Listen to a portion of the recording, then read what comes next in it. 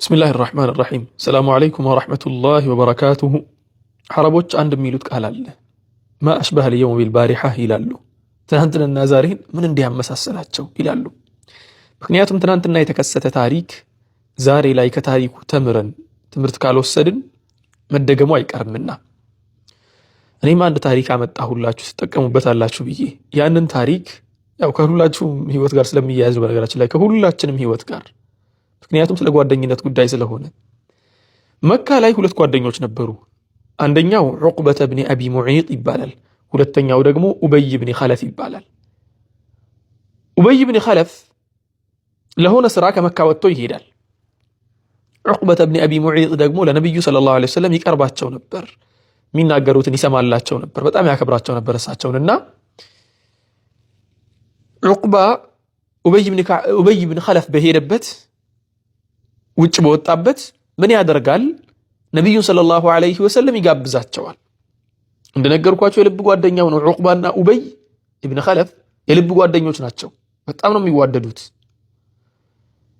ነብዩ ሰለላሁ ዐለይሂ ወሰለም ዑቅባ ሲጋብዝ ነብያችን ቤቱ መተው ምሳ እንዲበሉ ነበር ይጋበዛቸው እሳቸው ደግሞ አይ ያወከውን ሐቅ እስክትመሰክር ድረስ አልበላም አሉት ከዚያ እሺ መስክር ያለው ላ ኢላሃ ኢላላህ ሙሐመዱር ረሱሉላህ ብሎ እሳቸው ምሳቸውን በልተው ተመለሱ ኡበይ ኢብኑ ኸለፍ ወደ መካ ሲመለስ መጀመሪያ ዑቅበተ ኢብኑ አቢ ሙዒጥ ጋር መጥቶ አንተ ያባት የአያቶችህን ሃይማኖት ትታፈነገጥክ እንዴ ያለው ራ አላፈነገጥኩም መሐመድን እኮ ቤት ጋብዤው ቤት መጣና እውነትን ካልመሰከርክ አልበላም አለ በቃ እሱን ደስ እንዲለው በሚል እኔ ደግሞ እሱ ቤቴ መጥቶ ሳይበላ መውጣቱ ስለደበረኝ እንትን አልኩኝ መሰከርኩኝ አለ እንደዚያ ከሆነ አምኛል ያልከው ነገር በአጠቃላይ መካድ አለብክ አንድ ሁለተኛ ነገር ደግሞ ልክ ሰው ፊት እስልምናን ተቀብያለሁ እንዳልከው ሁላ ሰው ፊት ሄደህ ካልካድከው እኔ እናንተ ፊትና ጀርባንን አንተዋወቅም ማለት ማ ጓደኛው ያንን ጓደኝነት ላለማጣት ሲል ነብያችን ሰለላሁ ዐለይሂ ወሰለም ጋር ሄዶ ዑቅበተ ኢብኑ አቢ ሙዒጥ ማንም ሰው ነብዩን ያልተዳፈረውን ነገር አደረገ እሳቸው ላይ የሆነ ቆሻሻ ጣለባቸው ከዚህ አላህ Subhanahu Wa Ta'ala ቁርአን ላይ ይሄንን ነገር ገለጸልን እድሜ ልካችንን ትምህርት እንዲሆነን በደንብ አድርጎ ገለጸልን ይሄ የተከሰተውን ክስተት ነብያችን ደግሞ በሌላ ሐዲስ ላይ ስለዚህ ጉዳይ በደንብ አድርጎ የሚያብራራ ነገር ተናገሩ ከዚህ ጉዳይ ጋር ያይዞ አይደለም እሳቸው በኖርማል እንደማስተማር ነበር የተናገሩት አላህ ግን ምን ብሎ የተናገረው ويوم يعض الظالم على يديه يقول يا ليتني اتخذت مع الرسول سبيلا ويوم يعض الظالم على يديه نفسه ሲበድል የነበረው ግለሰብ አለ ማን ነው እሱ ዑቅበተ ኢብኑ አቢ ሙዒጥ ነው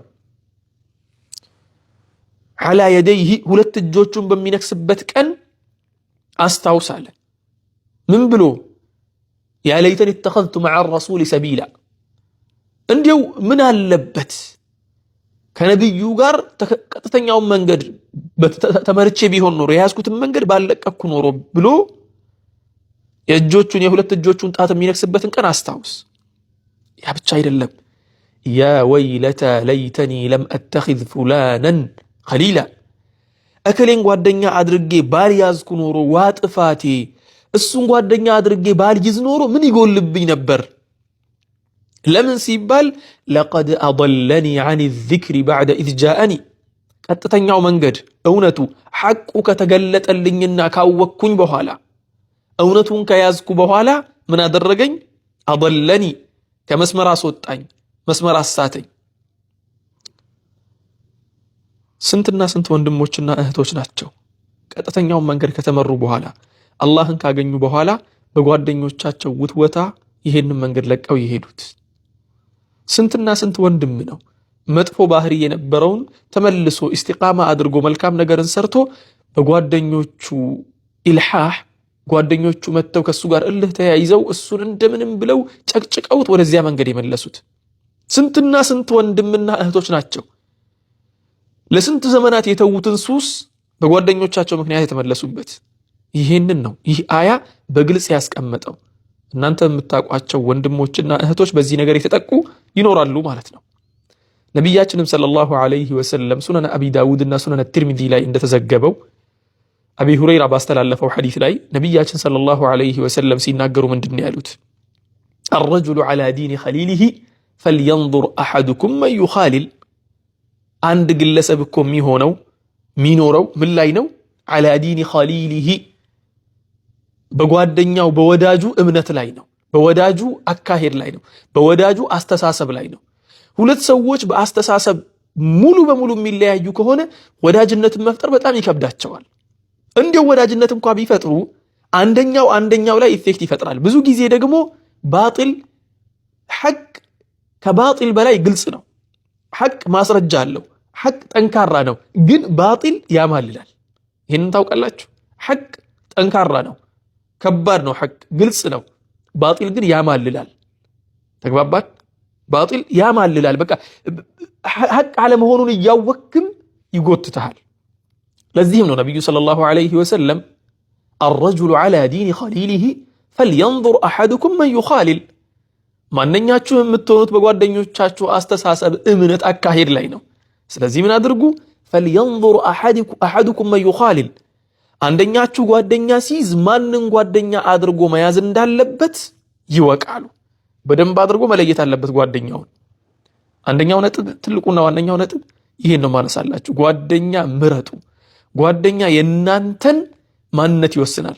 ስንትና ስንት ወንድሞች፣ ስንትና ስንት እህቶች ሐቅን አግኝተው እውነትን ከያዙ በኋላ በጓደኞቻቸው ጭቅጭቅ ምክንያት ሐቅን ለቀው ወጥተዋልና።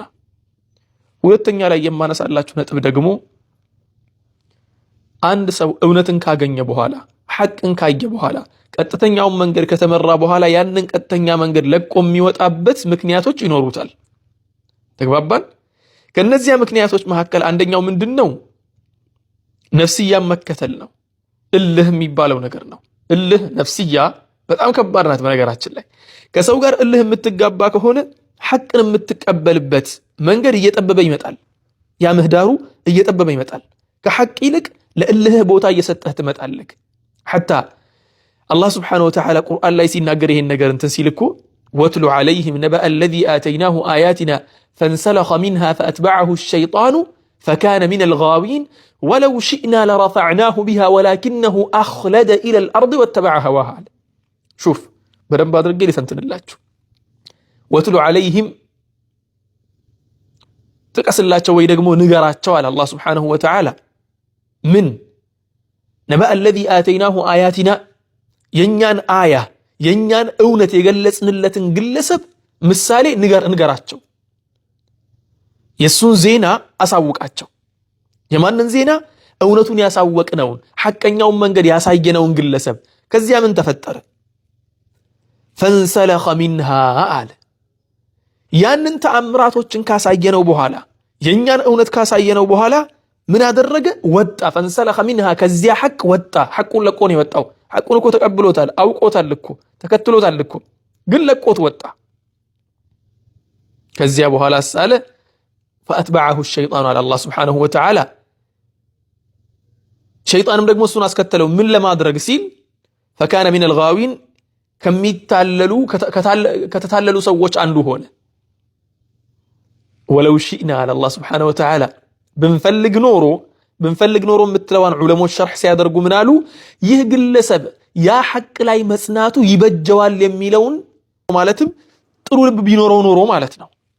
ግለሰቡ ያለው ልብ ቆሻሻ የሆነ ልብ ስለሆነ እንጂ ጥሩ ልብ ቢኖረው፣ ሐቅን የሚያይበት ልብ ቢኖረው፣ እልሁን የሚያሸንፍበት ከኢጎው በላይ ሐቅን የሚያስቀድምበት ልብ ቢኖረው ኖሮ ለረፈዕናሁ ቢሃ በዚያ እውነት በዚያ ተአምራቶች ከፍ ባደረግነው ነበር ግለሰቡን።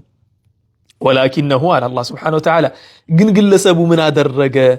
አኽለደ ኢለል አርዲ ወደ ምድራዊ ፍላጎትና ዱንያዊ ፍላጎት አዘነበላል። ወተበዐ ሀዋሁ ፍላጎቱንም ተከተለ። ፍላጎት ብሎ ማለት ኢጎ ማለት ነው። የራስ ፍላጎት፣ የራስ እልህ፣ የራስ ግብግብ ውስጥ ሲገባ የያዘው ነገር ሐቅ መሆኑን እያወቀ ሐቁን ለቆ ይወጣል። እኔ ወላሂ ሱብሓነላህ አንድ ወንድም አጋጥሞኛል። በእልህ ምክንያት እያየ ነው የከፈረ ማለት ነው። በእልህ ምክንያት እልህ ውስጥ ገብቶ ከፈረ እያየ ነው። ያ ግለሰብ ምን አግኝቶ ነው ማስረጃ አግኝቶ ነው ምናምን ስትል ላ ማስረጃ አይደለም ያለው ምንድነው የእልህ ጉዳይ ነው ማለት ነው። ወተበዐ ሀዋሁ ከዚያ በኋላ አላህ ሱብሓነሁ ወተዓላ ምሳሌውን ሲናገር ከዚያ ምን አለ ፈመሰሉሁ ከመሰሊል ከልቢ ኢን ተሕሚል ዐለይሂ የልሀስ አው ተትሩክሁ የልሀስ አለ። ልክ እንደ ውሻ ነው አለ።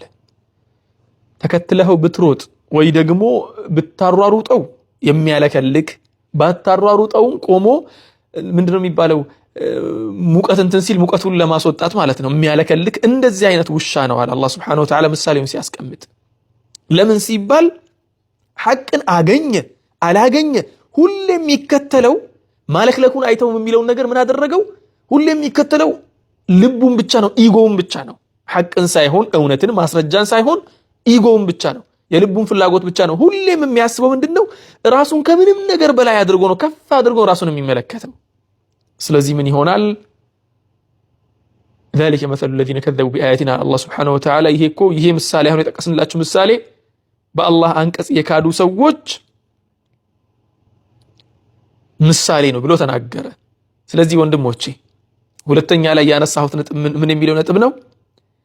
ከፈጣሪህና ከእውነት ፍላጎትህንና እልህን አታስቀድም። ሁለተኛው መልእክቴ ነው ይሄ። ሶስተኛው ነጥብ ደግሞ እሺ አንድ ሰው ሐቅን ካገኘ በኋላ ኢስላምን ካገኘ በኋላ አላህ Subhanahu Wa Ta'ala ቀጥተኛው መንገድ ከመራው በኋላ ለእልሁ ብሎ ለምኑ ብሎ እስልምና ለቆ ወጣ። ማን ነው ተጎጂው? እዚያ ጋር አሁን ነጥቡ ማን ነው የሚጎዳው? ማን ነው ሲያን ያደረገውን ነገር የሚያፍርበት ዋጋውን የሚከፍለውስ ማን ነው? በነገራችን ላይ የሆነ ምሳሌ ትዝ አለኝ። ባሌን ጎዳለው ብላ ምናምን የሚል የሆነ ምሳሌ አለ። ባሌን ልጉዳ ብላ ምን ሆነች? ሰውነቷን አበላሸች ይባላል ባለቤቱ። እሱ እኮ ሄዶ ማግባት ይችላል እኮ ሌላ አይደል? በባል እንኳን ከመጣን ወላኪን አንድ ግለሰብ እንዲው ኢስላምን የጎዳ አላህን የጎዳ መስሎት የሆነን እንዲህ ያለን ነገር ቢያደርግስ ያለ ራሱ ጉዳይ ነው፣ የአላህ ጉዳይ አይደለም። አላህ Subhanahu Wa Ta'ala የኛም መመራት የሚፈልገው እንዳንጎዳ ነው፣ እንዳንሰበር፣ እንዳንቀጣ። ተግባባን? ነገ ላይ ችግር እንዳያጋጥመን እንጂ አላህ Subhanahu Wa Ta'ala ምንም የሚጎልበት ነገር የለም። አላህ በተለያዩ ብዙ አያዎች ላይ ምንም ነገር ከኛ እንደማይፈልግ የተብቃቃ አምላክ እንደሆነ ማንም ቢከፍር የራሱ ጉዳይ እንደሆነ በተደጋጋሚ ይነግረናል። አላህ Subhanahu Wa Ta'ala እናስታውሰው አንድ የቁርአን አያ አለ። ምን ይላል? إن الذين كفروا وصدوا عن سبيل الله وشاقوا الرسول من بعد ما تبين لهم الهدى እነዚያ እኮ إن الذين كفروا وصدوا عن سبيل الله እነዚያ ከአላህ መንገድ ያፈነገጡት አንደኛ ነገር ከፈሩ ካዱ ማለት ነው። ሁለተኛ ነገር ደግሞ وصدوا عن سبيل الله መክፈር ብቻ አይደለም፣ ከአላህ መንገድ መውጣት ብቻ አይደለም፣ ከአላህ መንገድ ሰዎችን ለመመለስ ደግሞ ሽንጣቸውን ገትረው ተከራከሩ፣ ከአላህ መንገድ ሰዎችን ለመመለስ ታገሉ። ከዚያስ ወሻቁ الرسول ነብዩንም ደግሞ ሰለላሁ ዐለይሂ ወሰለም ምን አደረጉ አለ? ተከራከሩ። من بعد ما تبين لهم الهدى ሐቁ ግልጽ ብሎ ከታያቸው በኋላ እውነቱን ካወቁት በኋላ ለምን ሲባል ለራሳቸው ኢጎ ሊሆን ይችላል፣ ለዱንያዊ ጥቅም ሊሆን ይችላል። ያን ነገር እንደዚህ አድርገው የሚከራከሩ የሚሉ ሰዎች ለየضሩ الله شيئا ከአላህ ቅንጣት ታክል የሚያጎሉት ነገር የለም። ለየضሩ الله አላህን አይጎዱትም شيئا በምንም ነገር። ከዚያስ وسيحبط أعمالهم አላህ ደግሞ እነሱ የሰሩትን ነገር በአጠቃላይ ያበላሽላቸዋል ስራቸውን በዱንያም በአኺራም። በዱንያ ላይ ሲሰሩት ቢውሉ ኢስላም ላይ ትግል ለማድረግ ሌት ተቀን ቢተጉ ምንም ነገር ሊያመጡ አይችሉም። ይሄን እነሱ ማወቅ አለባቸው። ወደ አኺራው ስንመለስ ደግሞ وقدمنا إلى ما عملوا من عمل فجعلناه هباء منثورا ነው። ስራቸው እንዳለ በትንትኑ ነው የሚወጣው። ኢስላም ላይ ያለው የሰሩት ነገር ሁላ ሳይቀር ድምጥማጡ ይጠፋል ማለት ነው ከከፈሩ። ከዚያስ ሌላ አያ ላይ ደግሞ አላህ Subhanahu Wa Ta'ala ሲናገር ምን ይላል መሰላችሁ? ይሄ አያ አላህ ምስክሬ ነው በጣም እወደዋለሁ። ይሄን አያ በጣም ነው የምወደው፣ ምክንያቱም ልክልካችንን ስለሚነግረን የሰው ልጆችን በአጠቃላይ አላህ Subhanahu Wa Ta'ala በዚህ አያ ላይ ግልጹን ያስቀመጠላቸው خلاص إن تكفروا فإن الله غني عنكم انتهى الأمر خلاص። በፍርድ ቤት ንግግር رفعت الجلسة ነው የሚባለው። መዝገቡ ዘግቷል፣ ወደ መዝገብ ቤት ይመለስ ነው خلاص። إن تكفروا فإن الله غني عنكم አላህን ብትክዱት አላህ ከናንተ የተብቃቃ አምላክ ነው። መካድ አይደለም ብትገለበጥ ምን ብትል የራስህ ጉዳይ ነው። ግን ኢን ተክፍሩ ፈኢነ አላህ ገኒዩን ዐንኩም ወላ የርዳ ሊዕባዲሂ ልኩፍር። በአላህ መካድን ለባሮቹ አይወድላቸውም። ለምንድን ነው የማይወድላቸው ሲባል ባሮቹ ጀነት እንዲገቡ ስለሚወድ፣ ጀነትን ሊያስገባቸው ስለሚወድ፣ ተግባባን? ባሮቹን ይቅር ማለትን ስለሚወድ። አላህ ስብሓነሁ ወተዓላ ሲናገር እኮ ምን አለ? ወላሁ ዩሪዱ አን የቱበ ዐለይኩም ይላል እኮ። የአላህን መሐባ የአላህን ኢራዳ ተመልሳችሁ ካያችሁት ሁሉም ቦታ ላይ አላህ ስብሓነሁ ወተዓላ ለባሮቹ የሚወደው መልካም መልካም ነው፣ ጥሩ ጥሩ ነገር ነው የሚወደው። ባሮቹ ግን ማፈንገጥ ነው እንትን የሚላቸው የሚያማልላቸው። ለዚህ ነው ኢን ተክፍሩ ፈኢነ አላህ ገኒዩን ዐንኩም፣ ልካችሁን እወቁ ይላል አላህ ስብሓነሁ ወተዓላ። ልካችሁን እወቁ። እንኳን ኖርማል ሰው ይቅርና ኖርማል ተራ እንደኛ ያለ ሰው ይቅርና ትልቅ ዓሊም አይደለም የነብዩ ባልደረቦች እኮ ከፍረዋል እኮ አይደል እንዴ? የቅድሙ ሰውዬ ዑቅበተ ብን አቢ ሙዒጥ እኮ የነብዩ ባልደረባ ነበር እኮ፣ ከፍረዋል። እሱ ብቻ አይደለም ባይደወይ ከዋሂይ ጸሐፊዎች እኮ አንዱ ከፍሮ ነበር እኮ። ተመልሶ እሱ እስልምና ውስጥ ገብቷል ረዲየላሁ ዐንሁ፣ ወላኪን ከፍሮ ነበር። በከፈረበት ሰዓትም ከኢስላም ምንም አላጎደለም። ዑቅበተ ብን አቢ ሙዒጥ ከፍሯል እኮ፣ ኢስላምን ምንም አልበደለም። ራሱን ነው ግን የበደለው፣ ራሱን ያጠፋው፣ ራሱ ነው አኺራውን ያበላሸው። ኢስላም ግን ዛሬም አለ፣ ዑቅባ ዛሬም እየተቀጣ ነው። ለዚያ ነው አላህ ስብሓነሁ ወተዓላ ልካችንን ሲነግረን ኢን ተክፍሩ ፈኢነ አላህ ገኒዩን ዐንኩም፣ ብትክዱ ብትከፍሩ አላህ ስብሓነሁ ወተዓላ ከእናንተ የተብቃቃ አምላክ ነው። የራስ ጉዳይ ተግባባን። ወላ የርዳ ሊዕባዲሂ ልኩፍር፣ ሆኖም ግን ለእናንተ መካዱን አይወድላችሁ። አላህም መካዱን ለእናንተ አይወድላችሁ። ምክንያቱም ለራስ ስትል ትጎዳለህ ነው ኸላስ ጉዳዩ። ወኢን ተሽኩሩ የርደሁ ለኩም፣ ጌታችሁን ደግሞ የምታመሰግኑት ከሆነ የምታሞግሱት ከሆነ የርደሁ ለኩም፣ አላህ ስብሓነሁ ወተዓላ ያን ነገር ይወድላችኋል። ምክንያቱም እናንተን ሊመነዳችሁ። ሹፍ እኛን ፈጥሮን ሰውነት ሰጥቶን አቅል ሰጥቶን ምናስብበትን ምናይበትን ምንሰማበትን ምንራመድበትን ምንልበትን ሁሉን ነገር ሰጥቶን በዚያው በሰጠን ነገር እሱን ስናመልክ ደግሞ ያመሰግነናል። ሹፍ ወላሂ በጣም የሚገርም እንትን እኮ ነው፣ በጣም የሚገርም። ስለዚህ ወንድሞቼ ለሁላችንም ትምህርት ይሁንን። ተክፍሩ ፈኢነ አላህ ገኒዩን ዐንኩም፣ አላህ ስብሓነሁ ወተዓላ ከኛ የተብቃቃ አምላክ ነው። በእልህ ነው እንትን ያልኩት፣ በምን ነው እንትን ያልኩት፣ በፈለገ ነገር ይሁን አላህ ከኛ የተብቃቃ አምላክ ነው። ያንን ማወቅ አለብን። ምንም የምናጎለው ነገርም እንደሌለ እርግጠኞች መሆን አለብን፣ 100% ማለት ነው። ያኔ ያለው ነገር አላህ ስብሓነሁ ወተዓላ ሐቅን አይተው በሐቅ ላይ ከጸኑ መልካም ባሮቹ መካከል ያድርገን። በስተመጨረሻ ደግሞ ልል የምፈልገው አላህ ስብሓነሁ ወተዓላ በተከበረው ቃሉ ሲናገር ወላሁ ዩሪዱ አን የቱበ ዐለይኩም፣ አላህ ስብሓነሁ ወተዓላ እናንተን እኮ ዩሪዱ አን የቱበ ዐለይኩም ይቅር ሊላችሁ ነው የሚፈልገው፣ ሊምራችሁ ነው የሚፈልገው። ወንጀል ሰርተሃል፣ አላህን ክደሃል፣ መጥፎ ነገር አድርገሃል፣ መጥፎ ነገር ብለሃል፣ የአላህ በር ሁሌም ክፍት ነው። ወደ አላህ እንመለስ፣ ተውበት እናድርግ፣ የአላህን ስብሓነሁ ወተዓላ ረሕመት እንፈልግ። የአላህን ረሕመት የፈለገ ሰው አጥቶት አያውቅምና የአላህ ረሕመት ሲፈለግ አይታጣም። ወደ አላህ መመለስ በተፈለገበት ሰዓት በሩ ክፍት ነው። የአላህ ስብሓነሁ ወተዓላ ረሕመት ሁሌም ክፍት ነው በሩ። ያኔ ያለው ነገር ይሄን ነው ለመናገር የመጣሁት። አንደኛው ጓደኛችሁን ምረጡ። ሁለተኛ ነገር ደግሞ ከተመረጣችሁ በኋላ መጣልን ፍሩ። አላህ ከመረጣችሁ በኋላ እናንተን መጣሉን ፍሩ። ሶስተኛ ነገር ደግሞ ምንድነው? አላህ ስብሓነሁ ወተዓላ የኛ ማመን የኛ አለማመን ምንም ነገር እንደማይጨምርለትና እንደማያጎልበት በአሐዲሶችም በቁርአን አያም ለው አነ አወለኩም ወአኺረኩም የሚለውም ሐዲስን በደንብ አድርጎ ይገልጸዋል እላችኋለሁ። አላህ ስብሓነሁ ወተዓላ ቀጥተኛውን መንገድ ከተመሩ መልካም ባሮች መካከል ያድርገን። ለአላህ ብዬ ወዳችኋለሁ። ሰላም ሁኑልኝ። ሰላሙ ዐለይኩም ወረሕመቱላሂ ወበረካቱሁ።